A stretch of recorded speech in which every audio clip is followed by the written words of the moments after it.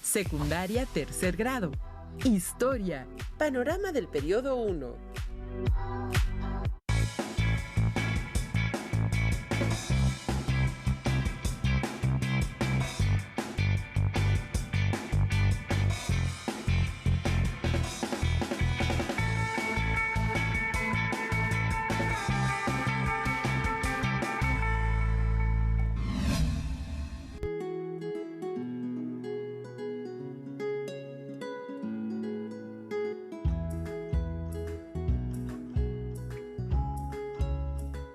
Bienvenidas y bienvenidos a una sesión más de Aprende en Casa. Soy la maestra Noemí Juárez y me siento muy entusiasmada de compartir esta sesión con ustedes. Antes de iniciar, les exhorto a que sigamos practicando las medidas de prevención sanitaria. El lavado de manos con agua y jabón, por lo menos durante 20 segundos varias veces al día. Mantener la sana distancia, alejándonos 1,5 metros de las demás personas y usar el cubrebocas correctamente, es decir, protegiendo nariz y boca. De esta forma, contribuimos a prevenir el contagio. Durante esta semana abordarán el estudio del siglo XX y principios del siglo XXI en México, dividido en 3 periodos. Para esta sesión, nuestro objetivo es ubicar temporal y espacialmente el inicio, desarrollo y conclusión de la Revolución Mexicana. Recuerden que para realizar anotaciones solo necesitan lápiz o bolígrafo, cuaderno y su libro de texto para profundizar y ampliar sus conocimientos acerca del tema. ¿Están listas y listos? ¡Comencemos! En 1910, 4 de cada 10 habitantes en el país era menor de 15 años. Más de 6 millones de niñas, niños y adolescentes experimentaron los efectos colaterales de un México en armas. Leamos algunos testimonios de esas experiencias. Un participante de los hechos revolucionarios, Rutilio Camacho, rememora que durante la toma de Ciudad Victoria por el ejército constitucionalista, algunos soldados entraron a su casa. Y dice así: eran como unos 8 o 9 hombres muy sedientos. Tomaron su agua y salieron por el zaguán de la calle de Bravo. Pero entonces el jefe me vio a mí, que ya tendría 13 años, y me dijo: bueno, ¿y tú qué haces aquí? ¿Por qué no te vienes? ¿Qué no te gusta entrarle a los carambazos? Y entonces mi madre: no, señor, ¿pero cómo? No, hombre, pues, ¿te gusta?, me dijo. Y pues sin pensarlo mucho le dije: pues sí me gusta. Y entonces uno de los asistentes me dio un rifle y cuando lo tomé, mi madre me dijo que qué iba a hacer. Y pues yo tenía un sombrero grande, de esos rancheros, que tenía guardado. Pues agarré mi sombrero y me lo puse y salí detrás, incorporado con aquellos hombres a la calle, ya con un rifle, ya de rebelde. Celedonia, de Guadalupe, Zacatecas, relata cómo la escondían en un pozo. Casi sin tiempo para pensar y ya bajando la escalera de tierra y palos del pozo, nos aventaron los rebozos y algunas tortillas y taparon el hoyo con tablas y tierra. Pronto estuvimos todas como pichones, con mucho frío, acurrucadas y temblorosas en un rincón de la repisa, sin poder encender ni una vela, esperando, angustiadas, con la muerte abajo y con la muerte arriba. Todavía después de que se dejaron de oír los retumbos de la caballada, nos quedamos ahí dentro un ratote. Así nos escondieron los muy endinos otras 2 o 3 veces, hasta que se acabó la insurgencia y entendimos lo que era la bola. Para las mujeres, la bola era el miedo. Nelly Campobello, una adolescente de Chihuahua, describía: dentro del cuartel había 300 cuerpos regados en el patio, en las caballerizas, en los cuartos. En todos los rincones había grupitos de fusilados, medio sentados, recostados en las puertas, en las orillas de las banquetas. A un muchachito de 8 años vestido de soldado, Roberto Rendón, le tocó morir en el patio. Estaba tirado sobre su lado izquierdo, abiertos los brazos, su cara de perfil sobre la tierra, su pierna flexionada. Parecía estar dando un paso, el primer paso de hombre que dio. Más de 300 hombres fusilados dentro de un cuartel Es mucho, muy impresionante, decían las gentes, pero nuestros ojos infantiles lo encontraron bastante natural. Hasta aquí la lectura. En la primera década del siglo XX, el régimen de Porfirio Díaz, que había sido extremadamente hábil en subordinar a los poderes regionales mediante un sistema de favores y clientelismo, comenzó a fragmentarse. Entre 1906 y 1908 se vivió una crisis económica como consecuencia de la caída de los precios de las principales materias primas que México exportaba: plata, oro y henequén, lo que ocasionó pérdida de mercados y cierre de empresas. En 1906, en Cananea, Sonora, los mineros hicieron una huelga para obtener mejores salarios y acabar con la discriminación de los capataces que otorgaban mejor trato y un salario más alto a los trabajadores estadounidenses. La huelga fue reprimida y los principales líderes encarcelados y algunos ejecutados. En enero de 1907, los obreros textiles de la fábrica de Río Blanco, localizada cerca de Orizaba, Veracruz, hicieron una huelga por mejorar sus condiciones de trabajo. La respuesta del gobierno fue otra vez la represión. Los líderes sobrevivientes fueron encarcelados y deportados.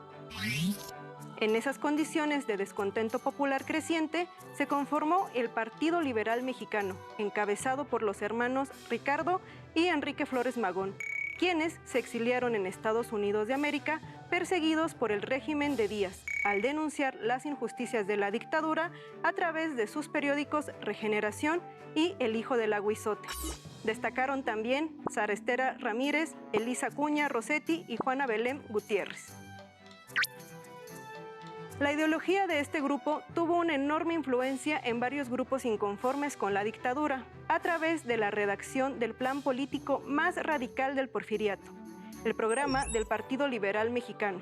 Con la politización que hicieron a través de la prensa, se formó una parte de la nueva generación de líderes populares que luego ocuparían un lugar central en la Revolución Mexicana. Conozcamos más sobre los hermanos Flores Magón a través del siguiente video. Hermanos Flores Magón. Los hermanos Jesús, Ricardo y Enrique Flores Magón fueron periodistas nacidos en Oaxaca entre los años 1871 y 1877. Entre 1900 y 1918, los hermanos Flores Magón publicaron el periódico Regeneración. En 1902, arrendan la revista satírica El Hijo del Aguizote, desde donde también mantuvieron sus críticas al gobierno de Porfirio Díaz. Tras ser encarcelados varias veces, en diciembre de 1903, los hermanos Ricardo y Enrique Flores Magón son obligados a abandonar el país, por lo que tiempo después debieron continuar sus publicaciones desde Estados Unidos. En 1905, en San Luis, Missouri, fundaron el Partido Liberal Mexicano, el cual promovió las huelgas de Cananea y Río Blanco, así como la rebelión de Acayuca. Conocieron diversas obras de autores socialistas y anarquistas, lo que los llevó a plantear diversas reformas económicas y sociales, así como la abolición del Estado y la propiedad privada. Precursores intelectuales de la Revolución Mexicana, sus ideas fueron fundamentales para que durante la primera década del siglo XX comenzara a forjarse la necesidad de un cambio profundo en la construcción política nacional, lo que devino en la lucha armada de 1910. En 1908 se difundió en la prensa nacional la entrevista que James Krillman le realizó a Porfirio Díaz, donde éste declaraba que el pueblo mexicano era ya apto para la democracia, que se retiraría de la vida pública y que vería con agrado el surgimiento de diferentes opciones políticas que contendieran institucionalmente por el poder. Sin embargo, Díaz no cumplió su palabra y se postuló para su 8ª reelección. Francisco I. Madero, miembro de una de las familias más ricas del noroeste del país, resultó ser un enemigo político atípico, que encaró al régimen porfiriano y lo llevó hasta sus últimas consecuencias. Con la aparición de su libro La sucesión presidencial en 1909, causó una honda conmoción en la opinión pública, que leyó con avidez su crítica a la política porfiriana. Promovió la formación del partido antirreeleccionista, que se constituyó a través de múltiples clubes opositores al régimen. Algunos clubes fueron Las Hijas de Cuauhtémoc, fundado por Dolores Jiménez y Muro, y Luz y Progreso, liderado por Aquiles y Carmen Cerdán. Madero realizó en 1909 y 1910 2 giras por el país con enorme éxito. Al aproximarse las elecciones, la campaña maderista fue hostilizada y su líder encarcelado. En tales condiciones se efectuaron las elecciones, en las que Díaz se impuso. Madero no cedió. Convencido de un fraude, encargó a Federico González Garza que documentara las irregularidades del proceso. Las presentaron ante las autoridades electorales, quienes hicieron caso omiso de los reclamos y ratificaron a Díaz. Agotadas las instancias legales, Madero se fugó de la prisión de San Luis Potosí, donde había sido recluido. Refugiado en San Antonio, Texas, Madero dio a conocer el Plan de San Luis, con el que llamó a la insurrección el día 20 de noviembre de 1910. En el plan denunciaba el fraude electoral y desconocía a Díaz. El artículo que más impactó en la población rural fue el tercero, en el cual reconocía el derecho de los campesinos para recuperar las tierras que les habían sido arrebatadas por las haciendas.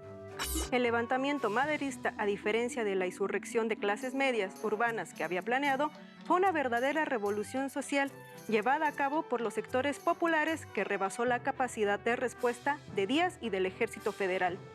No fue un proceso homogéneo y es difícil caracterizarla como una sola revolución. En realidad, fueron muchas revoluciones regionales con actores sociales, liderazgos y proyectos distintos y a menudo encontrados. Para abril de 1911, la rebelión se había extendido a todos los estados del norte y la mayoría del centro y sur. Surgieron cientos de bandas rebeldes, las cuales originaron liderazgos nuevos. Los más importantes fueron Pascual Orozco y Francisco Villa en el norte y Emiliano Zapata en Morelos, a los que se sumaron otros como Martín Espinosa en Tepic, Juan Banderas en Sinaloa, Cándido Navarro en Guanajuato, Gabriel Gavira en Veracruz, Camerino Mendoza en Puebla. Todos ellos tenían en común provenir de los sectores rurales, medios y bajos, con un profundo vínculo con sus comunidades. Luego de la toma de Ciudad Juárez por Orozco y Villa, se firmó el Convenio de Ciudad Juárez el 21 de mayo de 1900, con días entre días después, partiría hacia su existencia y el comienzo de una nueva era federal quedó provisionalmente en manos de Francisco, ministro de Relaciones Exteriores, quien convocaría a elecciones federales y desarmaría a las fuerzas rebeldes. Hubo algunas resistencias, sobre todo porque Madero y el gobierno provisional excluyeron a los líderes revolucionarios del gabinete, de las gubernaturas y de los puestos políticos, administrativos y militares de primer nivel, lo que generó resentimientos y incubó posteriores rebeliones. Aún así, los principales jefes militares de la insurrección maderista fueron licenciados y sus tropas disueltas. El único movimiento que se negó a entregar las armas y exigió que se hiciera una reforma agraria que cumpliera las aspiraciones de la población rural que se había incorporado a la revuelta fue el zapatismo, liderado por Emiliano Zapata. Este movimiento tuvo lugar en Morelos, Puebla, Guerrero, el Estado de México y el sur de la capital. A pesar de la intervención mediadora de Madero, el zapatismo se radicalizó en el curso de las negociaciones y ante la irrupción del Ejército Federal, Zapata se sintió traicionado por Madero y rompió con él mediante un plan que se convirtió en el programa agrario por excelencia de la Revolución Mexicana. El Plan de Ayala. Sobre este pronunciamiento, veamos y escuchemos el siguiente video.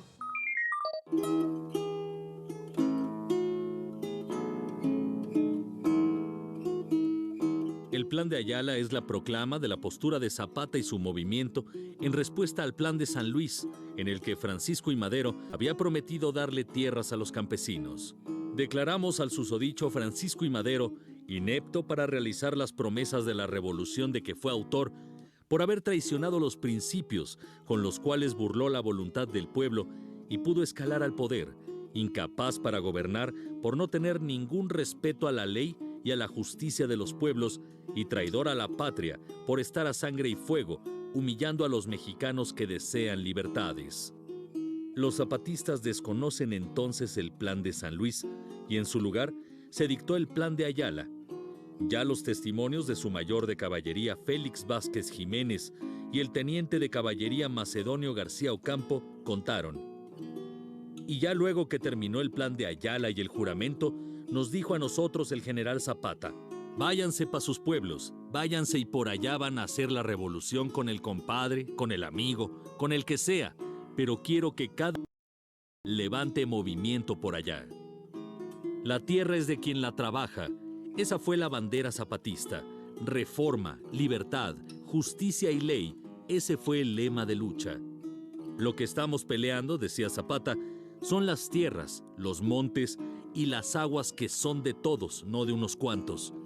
Y también les advertía, conmigo y sin mí, la revolución tendrá que triunfar porque el Plan de Ayala es una cosa sagrada.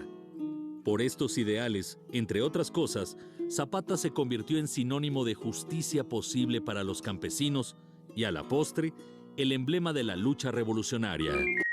Madero asumió la presidencia el 6 de noviembre de 1911.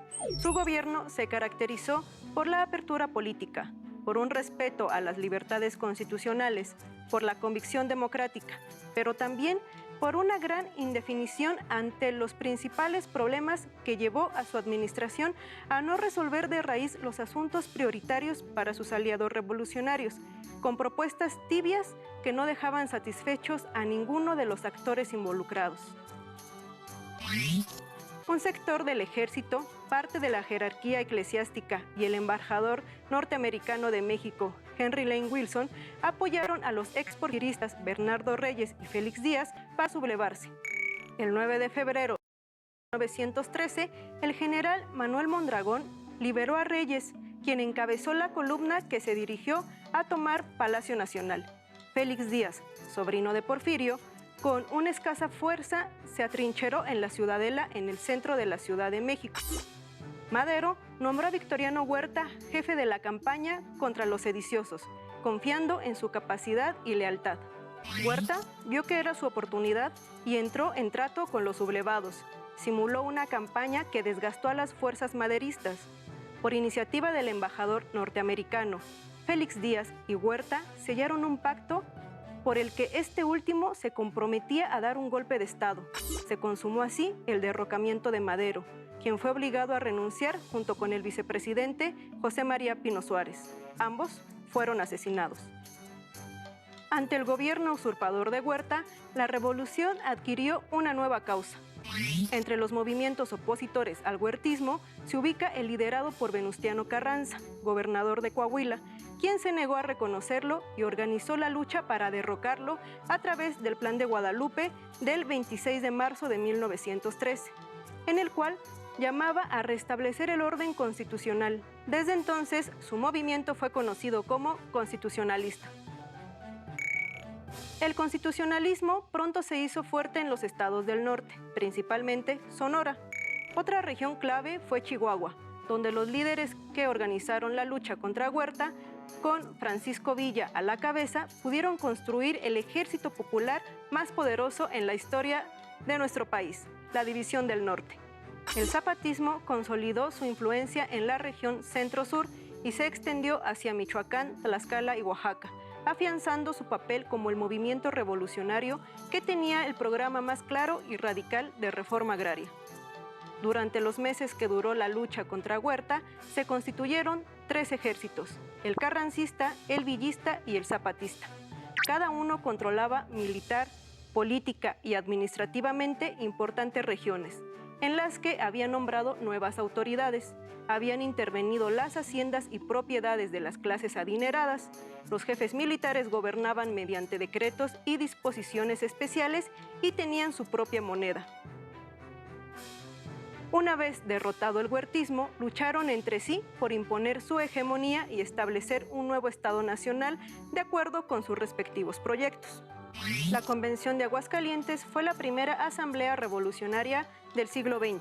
En ella, los generales y representantes de los ejércitos revolucionarios trataron de unificar la revolución, elaborar un solo proyecto de Estado nacional y nombrar a un gobierno apoyado por todos. Eulalio Gutiérrez fue elegido presidente provisional. Carranza desconoció los acuerdos y llamó a sus seguidores a romper con la convención. Zapata y Villa se aliaron para defender a la convención y combatir al carrancismo. Así, el gobierno de unidad revolucionaria se vino abajo y quedó atrapado por el conflicto armado entre ambas corrientes. Ahora, la hegemonía se definiría por las armas. El destino de la Revolución Mexicana se decidió en el Bajío en 1915, con las batallas de Celaya y León, en las que el carrancista Álvaro Obregón despedazó a la División del Norte de Villa. Después, solo fue cuestión de tiempo para que el constitucionalismo sofocara también a la resistencia zapatista. Derrotadas las facciones rivales, el principal reclamo en el país era la pacificación. 7 años llevaba la guerra civil y se había hecho evidente que para realizar las transformaciones sociales que demandaba la población había que crear un nuevo marco legal. Así, Carranza convocó a un Congreso Constituyente con el cometido de redactar una nueva Carta Magna. El Congreso comenzó sus sesiones el 1 de diciembre de 1916 en Querétaro. La Constitución, la más adelantada de su tiempo, fue promulgada y entró en vigor el 5 de febrero de 1917. En mayo de ese año, Carranza asumió la presidencia.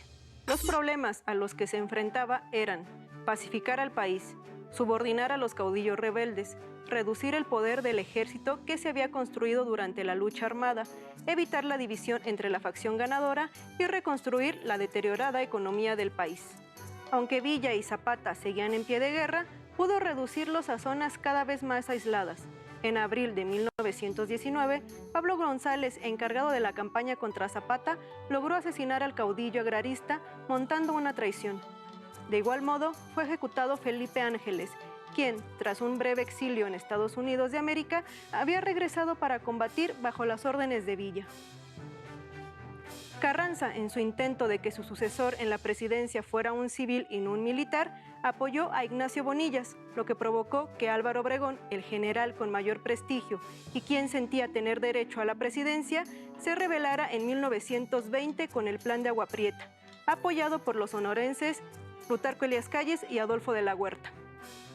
El alzamiento contó con el apoyo de la mayoría del ejército y los líderes zapatistas sobrevivientes.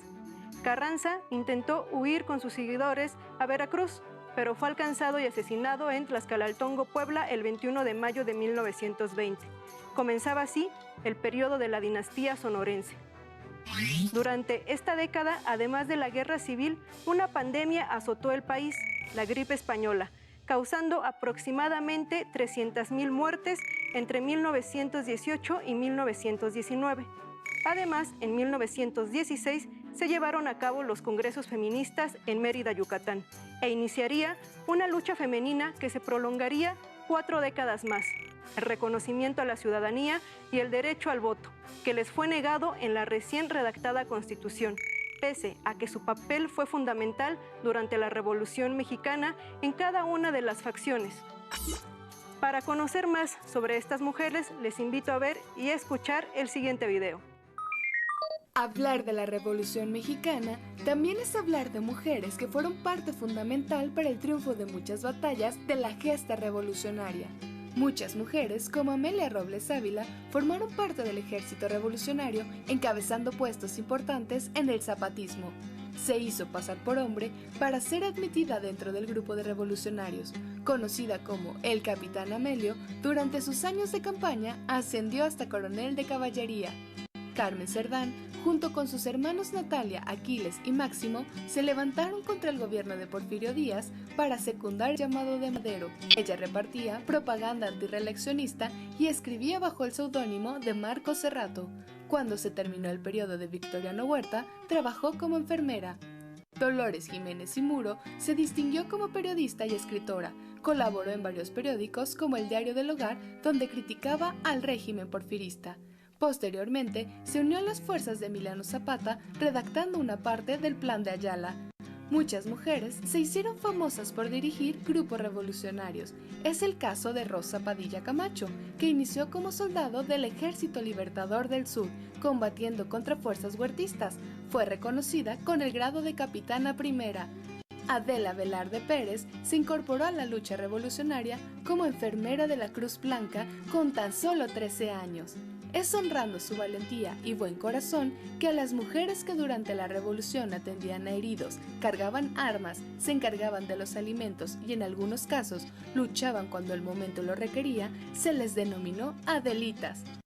Todas ellas mostraron valentía y contribuyeron en la demanda de justicia, equidad y libertad en este periodo que dio un nuevo rumbo a nuestra historia.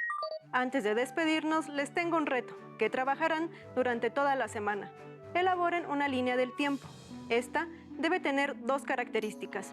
Primero, dibujen 2 líneas paralelas. Esto les permitirá colocar en una los eventos o procesos históricos nacionales y en la otra los internacionales, para que comparen cómo estos influyeron en nuestro país durante el siglo XX.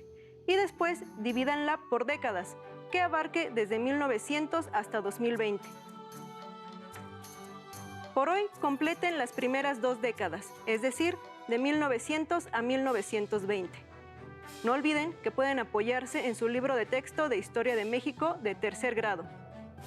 Listo, por hoy hemos concluido, pero aún nos queda mucho por aprender, así que nos vemos pronto aquí en Aprende en Casa. Hasta la próxima.